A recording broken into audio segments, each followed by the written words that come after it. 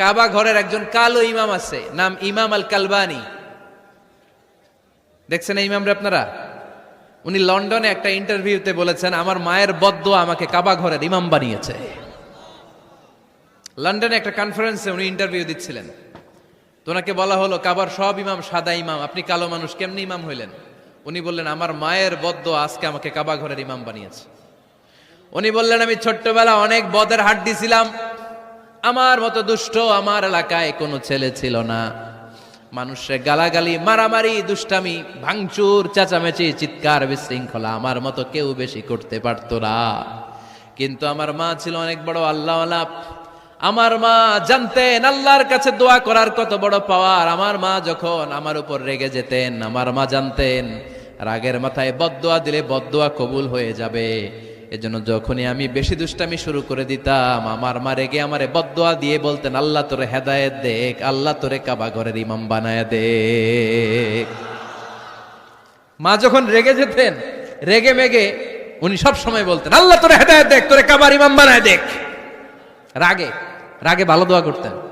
সুবহানাল্লাহ কইতে বললেন না? আপনারাও আপনাদের ছেলে মেয়েদের জন্য একটা ভালো দোয়া সেট করে নেবেন, রাগ আসলে ওই দোয়াটা করবেন, ওইটার উপরে ঝাল মিটাবেন, রাগ মেটাবেন ওইটার উপর। পারা যাবে? পারা যাবে?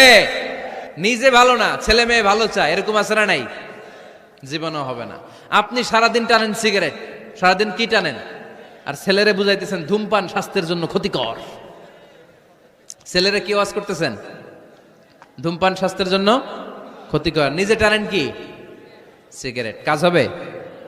আপনি মা, আপনি সারাদিন দেখেন হিন্দি সিরিয়াল, আর আপনি চান আপনার মেয়েটা ওন্না পরে ঘুরুক, বোরকা পরে বেরোক।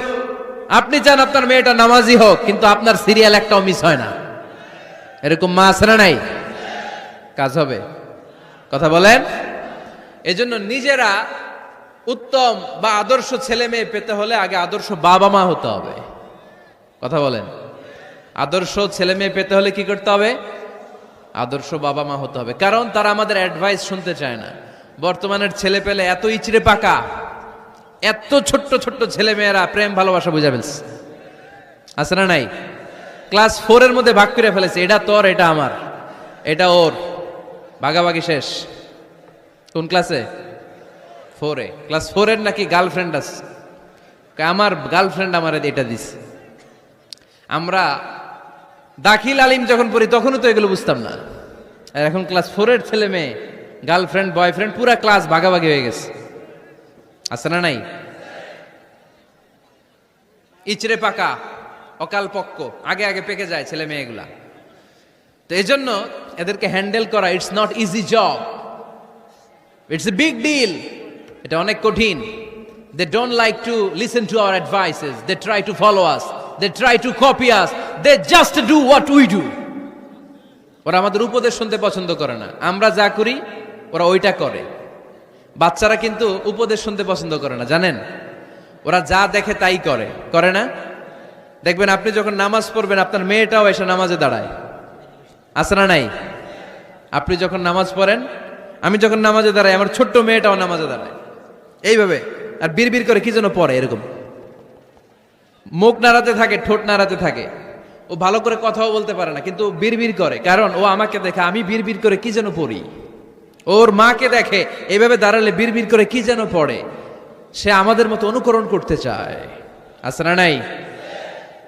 দেখবেন ছোট্ট বাচ্চাটা পানি পেলে আমাদের মতো কুলি করতে চায়, মুখে দেয়, অজু করতে চায়, আছে না নাই? They try to copy us, they imitate us, they don't like to listen to our advices anymore. তারা আমাদের উপদেশ শুনতে চায় না, তারা আমরা যা করি তাই করতে চায়। এজন্য খবরদার, আপনি ভালো মা বাবা হন, তাহলে আপনার ছেলে মেয়েগুলো ভালো ছেলে মেয়ে হবে। আদর্শ ছেলে মেয়ে পেতে হলে আমাদেরকে হতে হবে আদর্শ মা বাবা। একমত না দ্বিমত?